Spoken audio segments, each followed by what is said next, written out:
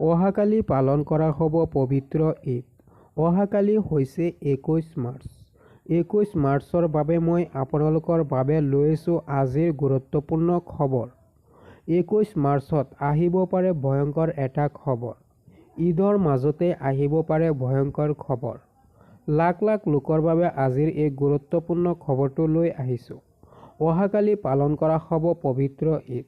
পবিত্ৰ ঈদৰ দিনাই আপোনালোকৰ বাবে আহিব পাৰে ভয়ংকৰ খবৰ। সেইটো হৈছে 50 কিলোমিটাৰ বেগত আহিব পাৰে ধুমুহা।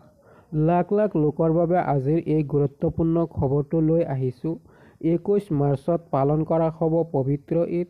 পবিত্ৰ ঈদৰ দিনাই 50 কিলোমিটাৰ বেগত আহিব পাৰে ধুমুহা। আপোনালোকে সকলোৱে সাৱধানে থাকিব যাতে কোনো ধৰণৰ অসুবিধা নহয়। ইয়াৰ মাজত মই আপোনালোকক কৈ দিওঁ, সকলোৱে দোৱা কৰক যাতে অহাকালি কোনো ধৰণৰ অসুবিধা নহয়। লাখ লাখ লোকৰ বাবে আজিৰ এই গুৰুত্বপূৰ্ণ খবৰটো লৈ আহিছোঁ।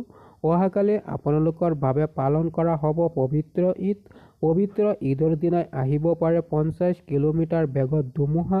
সেইবাবে আপোনালোকে সকলোৱে আল্লাহৰ ওচৰত দোৱা কৰক যাতে কোনো ধৰণৰ অসুবিধা নহয়। অতি সোনকালে আপোনালোকে পালন কৰিব পাৰে পবিত্ৰ ঈদ। লাখ লাখ লোকৰ বাবে আজিৰ এই গুৰুত্বপূৰ্ণ খবৰটো লৈ আহিছোঁ। আপোনালোকে এই খবৰটো শ্বেয়াৰ কৰক আৰু আপোনালোকে কমেণ্ট বক্সত লিখি দিয়ক আমিন বুলি। লাখ লাখ লোকৰ বাবে আজিৰ এই গুৰুত্বপূৰ্ণ খবৰটো ইমানতে ৰাখিছোঁ আৰু আপোনালোকে সকলোৱে সুস্থ থাকিব, ভালকৈ ঈদ পালন কৰিব। আজি ইমানতে ৰাখিছোঁ। ধন্যবাদ।